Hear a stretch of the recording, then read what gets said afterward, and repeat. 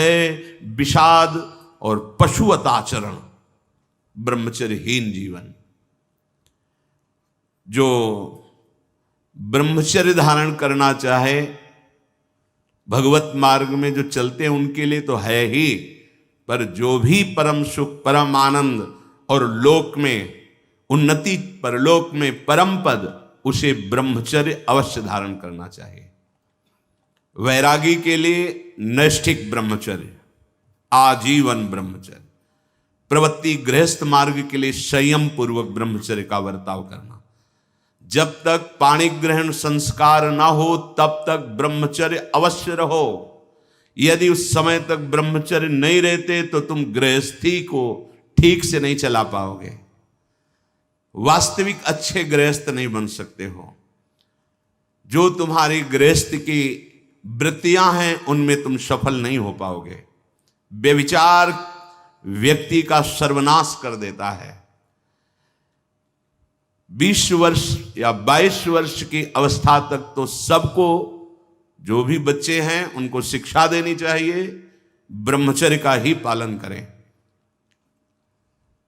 बहुत सुंदर खेती गेहूं की लहलहाती हुई है, और देहाती भाषा में उसे गलेत कहते हैं। गलेत मतलब बाली निकलने को है। अब काट लो आप, एक दाना नहीं मिलेगा, और थोड़ा रुक जाओ धैर्य पूर्वक, बाली आ जाने दो, उसमें दाना पड़ने दो और दाना पक जाने दो, तो 1 बीघा खेत में 40 मन गेहूं होगा।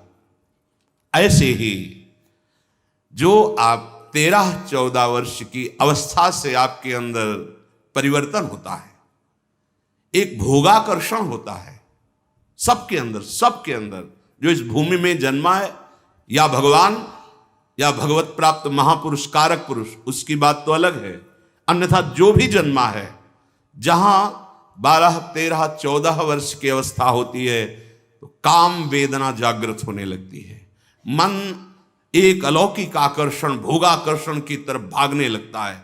एक चाह होती, कोई हमारा ऐसा दोस्त हो, कोई हमारा ऐसा प्यारा हो जिसको हम अपना जीवन समर्पित करें। ऐसा होता है, एक वो माया का ऐसा आकर्षण होता है।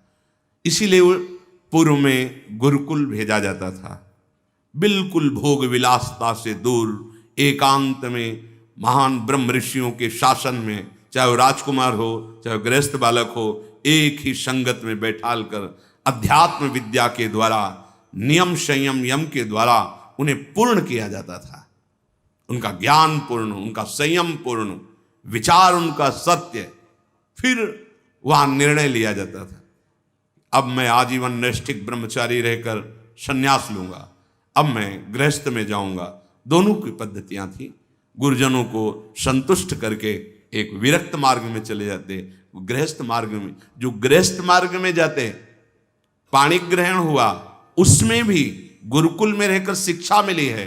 कब, कैसे, किस विधान से हमें ब्रह्मचर्य का गृहस्थ में प्रयोग करना है। ऐसा नहीं कि मनमानी व्यभिचार प्रवृत्ति। यहां तो अब ऐसे आचरणों की बढ़ोतरी हो रही जहां शास्त्र, संयम, गुरुजनों की आज्ञा, इनका तो कोई महत्व ही नहीं रह गया है। कैसी